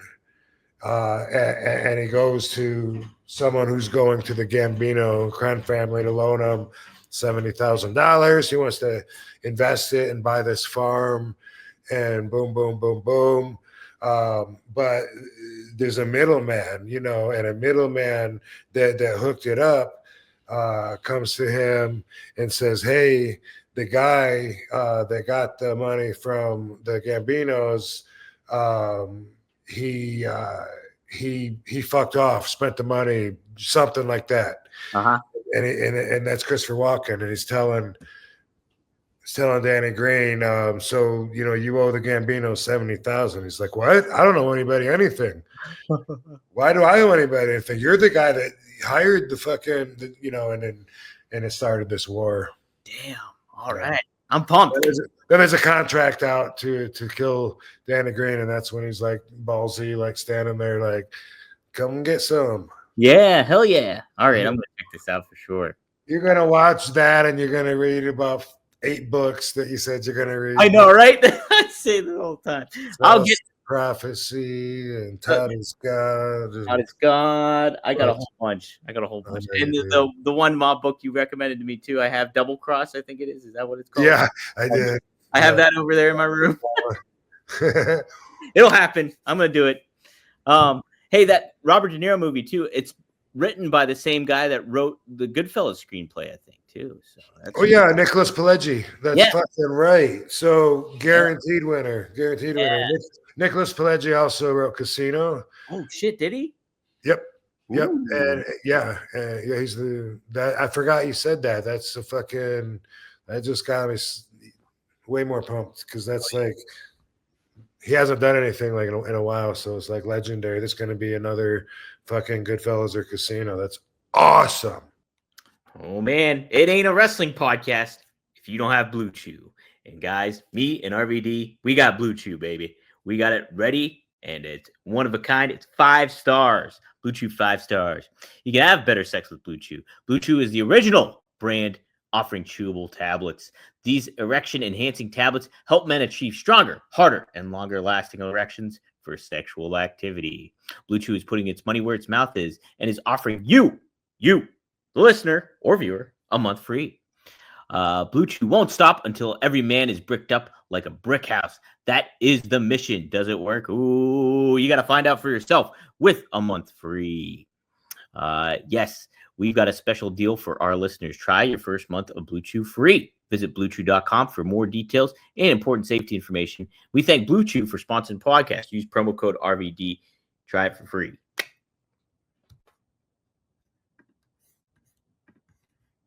How do you feel, too, about De Niro playing both roles? Are you Are you cool with that? Do you think that that's interesting, or do you think that's like, oh, I'd love a different actor to play one? It's interesting. I wonder why they made that choice. Yeah. But one of my favorite movies ever is, see if I can come up with the name of it. I might need some help from the chat room on this one. Damn it all. The actor that played Tom Brady. Tom Brady's the actor or the football player? That's a football player. The guy that sounds like that. He played Venom. Oh, not Ed Hardy. Tom Hardy. Tom Hardy. Tom Hardy Kind of sounds like Tom Brady. Yes, okay. You're close. Okay. Yeah. One of my favorite movies ever is Tom Hardy playing the twin brother mobsters in England. Oh, okay. Yeah. So I need some help, or we can look it up. Actually. Yeah, let me look it up. Okay. I'll let you look it up, producer. So good. It's so good. They're so opposite, the characters, and he does such a good job. He became my favorite actor when I saw that movie.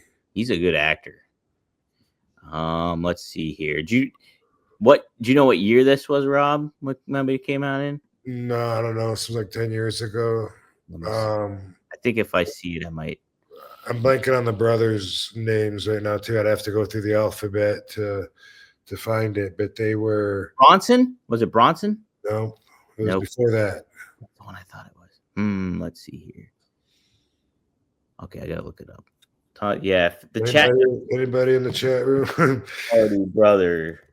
Let's see. Tom Hardy played the twin brothers, and it was so fucking good. And Legend? Was it Legend? Yes, sir, it was. Yeah, there we go. Legend. Great movie. Add that to your list, bro. Okay. So good. The brothers, so they're twins, but they're so opposite. And that guy was able to put off such a different vibe when he was each brother that you just knew, like you recognized that is such a different guy, because one of the brothers is like smarter and one of them's a little more loose, and impulsive, and he did such an amazing job that I was like, when I saw it 10 years ago or whenever it was, I was like, that's my favorite actor. That's my favorite movie. That's how I felt at the time when I saw it. It was so good.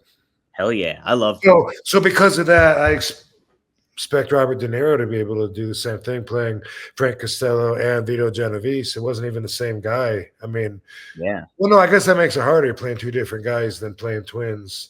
Maybe prospectively, you could say it's harder because you got to change your look a little more. But yeah, from what I saw in the pictures, he looks like Vito Genovese pretty much. And I have high expectations. No pun intended. Sweet. Yeah, that's it. Yeah, right. No pun intended. Yeah, I love Tom Hardy. I loved it. Did you see the Mad Max movie he was in? The Fury Road. Didn't anybody see Legend? Like, you guys go. People did. They cut it out. There was a couple. Botello mentioned it. Botello. Oh, okay. Oh, it's so good. Yeah. So okay, we got that. Man, I got a huge list. I got a lot of books to read, a lot of movies to watch. I didn't like the one on Al Capone. I've seen it a couple times. It wasn't bad, but it's Al Capone getting old and losing his memory and shit in his pants. So yeah, overall, it wasn't as enjoyable of a movie, but that's not fun. Yeah, it was all right. I liked it better the second time than the first time because I kind of had been through it. So yeah, I didn't expect it to be whoa. Tom Hardy's playing Al Capone. Instead, it was like, oh, okay, yeah, that's when he's old and got the syphilis or whatever. Yeah. David Lee asked this question. What's your best PJ story? My brother's friends with him, and I've found him to be a good guy. I guess he's just incredible, PJ Polanco.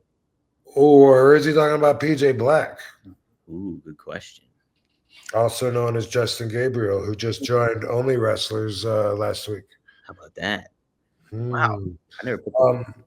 So if you're talking about PJ, just incredible. I like him. He's always seemed like a good guy. I know that he's got a reputation, and I've heard some stories about some of his struggles. And sometimes he's one of those guys where it amazes me. Like, hopefully he's doing good right now. I don't know, but it seems like that he's had the issues for like a long, long, long time. And that's that's kind of what I think of when I think of him, because usually when he's in the people are talking about him in the news, usually it's like, oh, he was, he did this, and especially years ago, I've heard some stuff about him where, some stories that aren't the kind that you're too proud of. But he's always been cool to me, and I respect him, and I hope that he is able to get himself clean, healthy.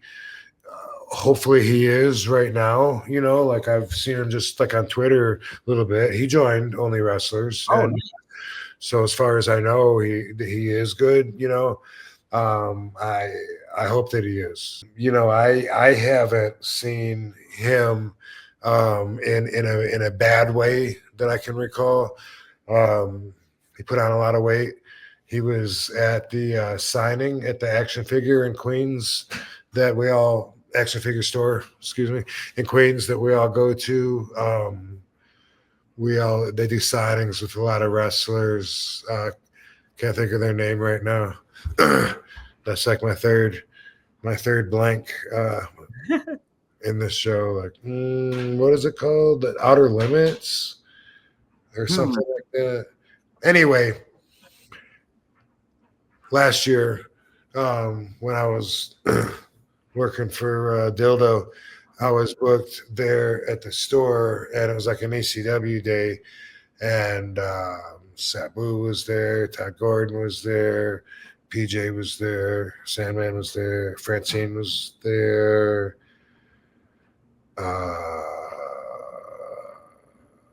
Sandman? Was Sandman there? Yeah, no, I said Sandman. Oh, did you?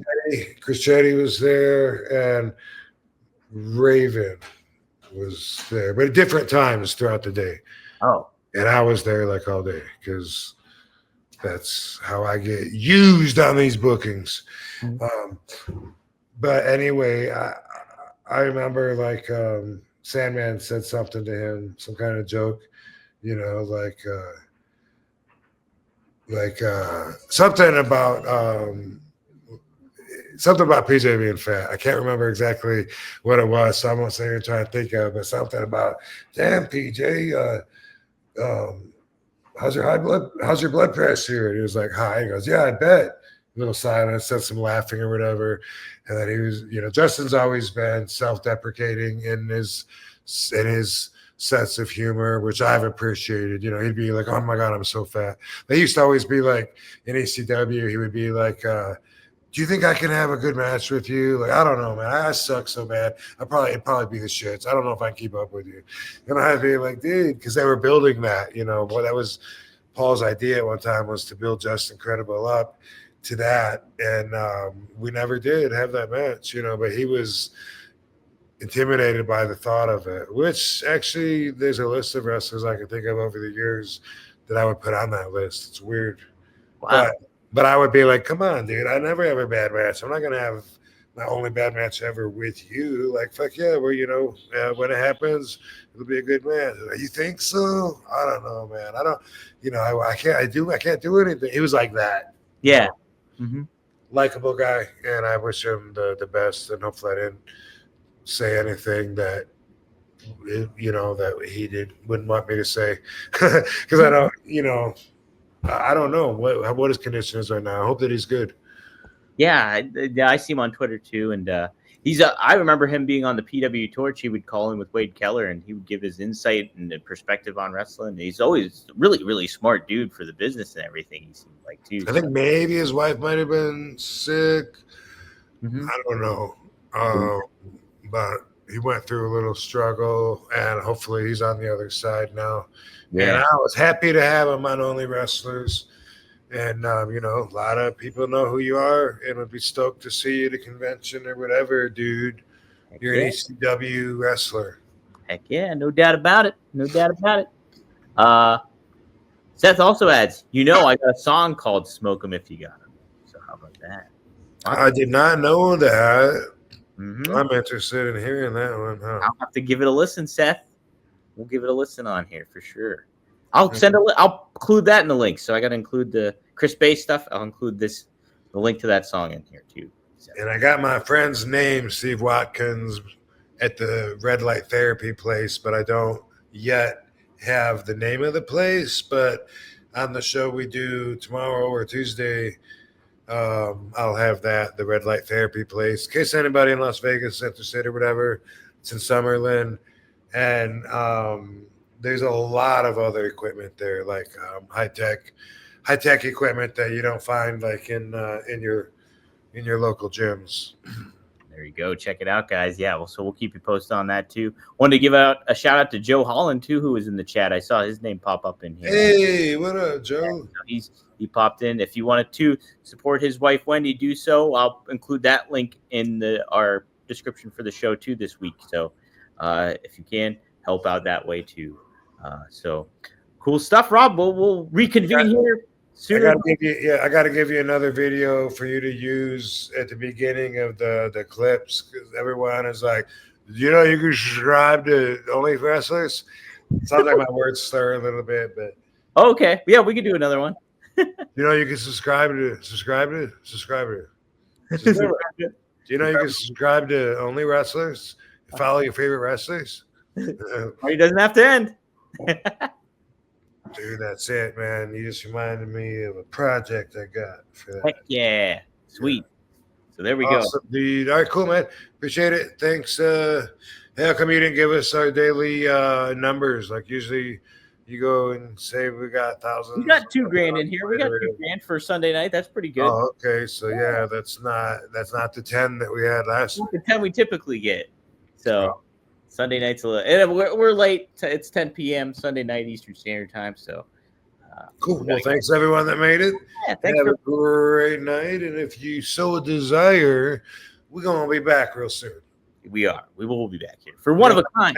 We're gonna knock next week's show out early in the week. That's it. That's what we're gonna do. We got a game plan, folks. We'll see you next time here on One of a Kind. Look at that vascularity. It's vascularity. See my veins from there? Boom. I can see the veins. Boom. You got super